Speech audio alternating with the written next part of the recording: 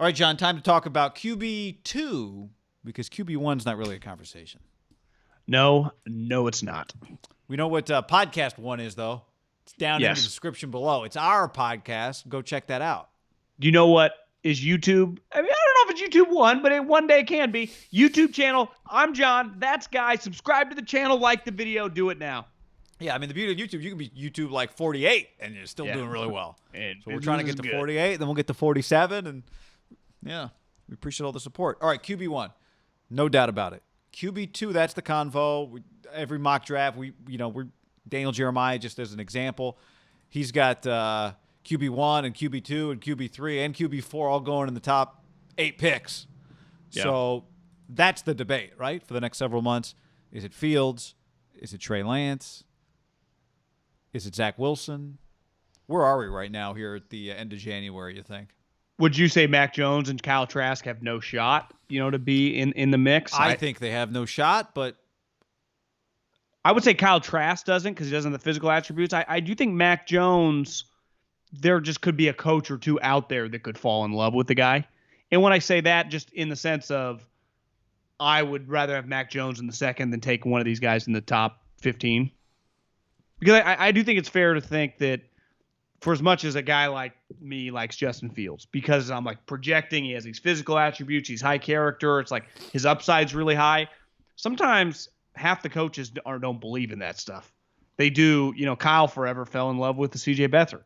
There are a group of guys that just naturally gravitate toward I think if my team was good enough, I could make the playoffs with a second-year Mac Jones. Where it's I got to do all this work, but it's But that would make him QB2 if he goes in the second round. No, but I wonder if there's going to be a segment of the teams, even drafting really high, that just won't. You can have quarterbacks ranked 1 through 5 and not really like 3, 4, and 5. Yeah. Right? Yeah. And have, if let's say Trevor goes 1, and it does feel right now, most of the mock drafts, Daniel Jeremiah number 2, it just feels like out there in the ether, Zach Wilson feels like number 2 as of right now, that you might go, yeah, Even remember, John, I just like mentioning this. When Louis Riddick was on our podcast, he said it was Zach Wilson at number 2. He thought going into the national title game, and certainly in retrospect, Justin Fields didn't change that. Yeah. So I think people are kind of competing. There's just Trey Lance, probably one of the most unique prospects we've ever had. Not just a small school guy, did not play. I mean, he played the one game. No one's going to count that. It's not even fair. Really just a one-year starter, and he's 20 years old coming from a small school, but he's a bigger, stronger athlete than Kyle Wilson. Zach Wilson. The issue with Zach Wilson, and that I've heard from the scouts that have gone through BYU, and when I say gone through digitally, because this year the NFL banned you from going in. Now, you could see him live. You could go, remember Adam Peters went to a game, could sit in the stands or whatever. Doesn't look as big? Is that what they're going to say? Yeah, 200 pounds is what I've heard. And so when we talk about Devontae Smith, got a lot of names flying through right now, and he weighs in the 160s, weighing 200 pounds is not ideal. Just watching the Trey Lance video or the picture, what do you think he weighs? 220? 225? He's big. He's a big. Trevor Lawrence, big. Justin Fields, you just see him stand next to Trevor Lawrence. You're like, he's not small. Zach Wilson is going to be the smallest of the core 4. Remember we used to do that with the Warriors, the core 4? The core 4 of this draft with the quarterbacks. Yeah. I think the Yankees were the original core 4. So when you start diving into it, and I do wonder do you think Josh Allen's emergence is going to impact just the way people talk about it in a draft room? 100% I do. Because when you look at Trey Lance by the numbers, it's not as bad as Josh was. I mean, Trey Lance was the Walter Payton player. He was the player of the year in the FCS in 2019. Didn't he throw 28 touchdowns, no picks? No picks. Outdueled Ben DiNucci in the FCS championship game a year ago. I watched that game, and I watched his first round playoff game against Nichols. And if anyone has watched those games, we can DM about all the plays he made and didn't make. He was 6 of 10, I think, passing in the national title game. Trey Lance.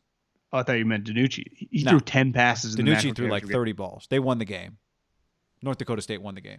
DiNucci was 22 of 33. But Trey Lance was 30 carries for 181 and a touchdown rushing. Jesus. It was freezing cold. I mean, it was 30 degrees. It was frigid. Yeah. Trey Lance has a bunch of games. If you go look at Trey Lance's game log, you're like, wait a second. Like, these are all like 220-yard passing games. What is going on here, right?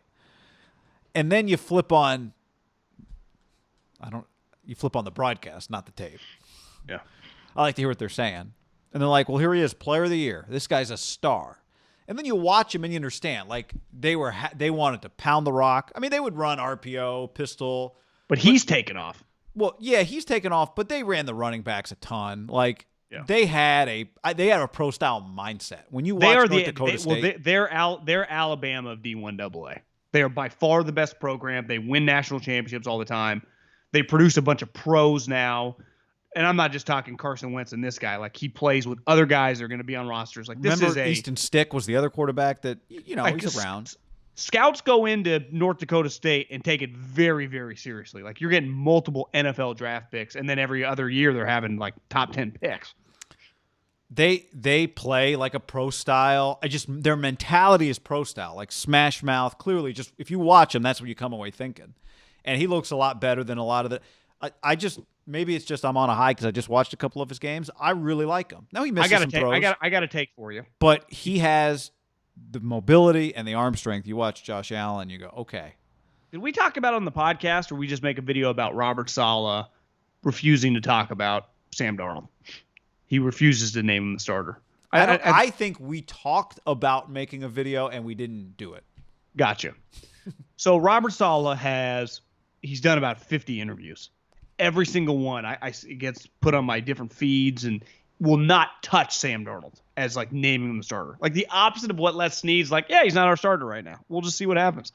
Robert Saleh is the opposite. Like, I love the guy. Was he going to be your starter? Yeah, we don't name, everyone. No. Is the guy your starter? It's an easy one. My take on this guy, remember when Kevin Durant the last season, it just got really weird? Because I think it was hard for Kevin Durant to keep lying. He's like, guys, he couldn't have just said, I'm leaving.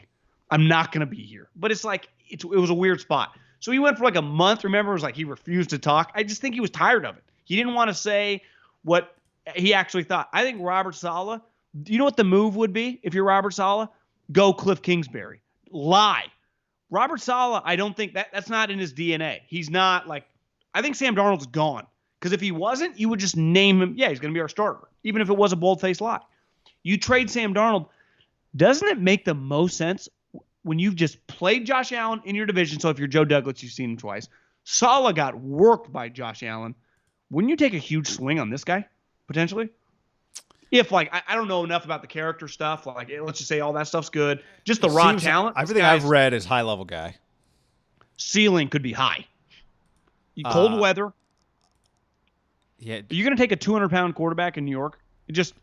I like Zach Wilson as much as anyone, but the weight matters. I think it's going to be hard for Trey Lance to be. You kind of expect, you want to get out early on this, Trey Lance to go number 2 overall? You think that's possible? I think it's possible because I think the other two guys are really hard, but to be like they're not. I think we'll get to the draft and there's not going to be a consensus on QB2, right? Between now and the draft, there's just not going to be a consensus. If Josh Allen had Baker Mayfield or Sam Darnold's numbers in college, he would have gone number 1 overall, right? His knock was like, God, his stats are shitty, right? If he had good stats, I don't even think it would have been a question, and he still went 7th. Think about Carson, how high Carson went. Now, this guy doesn't – I mean, he's physically – Carson's equal. He runs more. I don't remember how much Carson ran in college. But what's his only knock? He just has played one season, right? Because he's 20. And he redshirted, then he started. And redshirting it, like he redshirted North Dakota State, yeah, they win national championships. Then he starts, wins the national championship. And then the 1AA, the whole conference, right, or the division got canceled. Yeah. Here's the other thing you give him credit for, John. I think the other knock would be like like great in the little shotgun game, right? Yeah, he doesn't have like just back to just not. It's not all a bunch of 325-yard passing games. No, but my point is the one game he played this year against like Arkansas State or whatever was not good. I didn't even look at that game because it was such a weird game. It doesn't even count. But he did his red shirt freshman year. He played. They played 16 games and they went 16-0. Didn't throw a pick. So he never lost a game in the 2 years that he played there. Yeah, right? He didn't. So this guy, I think it's easier In 2000, if this was 25 years ago, this guy is probably going like the second round. I think the way the world works now, I think the success of some of these guys, like even Carson, his knock is like, God, is he just not a great guy? Like, what's his deal? No one argues like his physical attributes hasn't translated, right? It's like physically, he's always one of the most physically gifted guys on the field every game he's ever played. So I actually think Carson, in a weird way, helps him too, just from a talent perspective. Like the talent translates, right? Yep. And then Josh Allen. Yeah, I think it's fair to guess that if the momentum can build, right? This guy has good pro days. And you could argue that there's actually not as much momentum to go the other way, right? There's no combine. There's not like he's just going to have the one pro day. He gets to run that. They'll just do it in the bubble of North Dakota State. It'll be good because it'll be with his teammates. It'll just be positive. How does he not end up just gaining a lot of momentum down this kind of avalanche of buzz? Honestly, Justin Fields might be the guy that falls because it's really easy to nitpick him. Yeah. To the Niners at 12. Jimmy Garoppolo, Eastern Illinois, also Walter Payton Award winner in 2013. So was Tyler Heineke the year before Jimmy. Didn't Tony Romo win that in like Romo won in 02. Some pretty good Brian names. Westbrook, your boy, won it in 01 Yeah. the year before. Adrian Peterson won it in 99. Different Adrian Peterson. Any good names like the last 5 or 6 years that are guys are in the league? Jerry Azuma. Cooper Kupp in 15. Jimmy G in 13. Devlin Hodges won it 2 years ago in 2018. So there are some. This is pretty impressive. Is that Duck? Duck Hodges, yeah. So you win this award, you play in the NFL. Steve McNair. Well, some guy named Jeremiah Briscoe from Sam Houston State won it back-to-back years. Did he turn into a pro? Never heard of him. Steve McNair, McNeese State? Yep. Doug Nussmeier, Oh. Idaho. Dave Meggett, remember him? He was a good player. Won it in 88. So It's become much more in vogue now, I think, to play in that conference if you're on the right team and be good. Like you can get drafted. also high. remember this guy's story was no one else wanted him as a quarterback. That's where he could go as a quarterback. So that's where he went. I don't honestly. I don't know that much about his story. The Trey Lance. Yeah, I'm a quarterback. This is the only place that's going to give me the chance to be a quarterback. And he went to the right place. And he went to the right place. Pac-12 screwed up on that one. So he could be. Put it Where's this he? way. Do you know where he's from? Do you remember Minnesota. Marshall, Minnesota. Do you remember when wasn't Osweiler from like random like North Dakota or Boise, like in the middle of nowhere, and it's like he played 7-man football, and it just he's from. There's always a weird. It always feels like there's Idaho. a weird story with the group of like in that little area, like Yeah. the Midwest. It's like it's easy to go under the. You never like, yeah, this guy just was in Sacramento and nobody. No, that guy always goes somewhere. The guy was in L.A. or that guy was in Texas. But if you're in like Coeur d'Alene, Idaho, or like little town in Minnesota, like yeah, the Big Ten, the Pac-12 said kick rocks, and I ended up in North Dakota State. It never happens to like, dude was playing in Oakland and just no one would give him a look. Where you play does matter a little bit in high school for some of these guys in these small towns.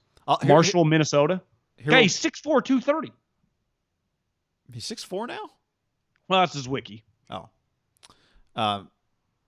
If I just eyeballing him, I saw 6'3", 228, 230. That'd be my guess. But let's go to the updated North Dakota State bio. What does that say? Well, you always they probably haven't weighed him since 2019. Guy, that's like a dating profile. It's like you go to my dating. It's well, I know, but I mean, I understand. But I'm just saying. I bet it's more like it's at least closer. I would say. I trust it. Not trust it. Nothing like going to like let's just go to the home bios for the Fresno State basketball teams. Like every dude's like 6'6" plus. Like this guy's like 6'1". I know. Key in basketball. No, I know. But I would guess. Big. His pro day is going to be 6'3", big. 221 is what he was in 2019. That sounds right just looking at him. Yeah. Carson's a little taller. Here's the prediction. I'm not ready to say he'll be the second. Like Zach, what do you think Zach is? 6'1"? Yeah. I'm not ready to say that Trey Lance would be the second, but I think I will not. I kind of think he's going to go ahead of Fields. Trey Lance ahead of Fields. What do you think of that? That would make Fields QB4 potentially. Do you think all four guys go in the top 15? I do. Yeah, I do. I think there's a decent chance Fields goes fourth. I also think for the love on Zach Wilson, I could see it getting a little interesting the moment. It's like, God, he was shade under 6'1" and he weighed 202 pounds. If that's the case, like then it's like, and all the other guys are like big, big, big. Trey Lance could go too then if that's the case. Yeah. I think the weigh-in and the pro day stuff will be good for Trey Lance. It will be. Definitely will be.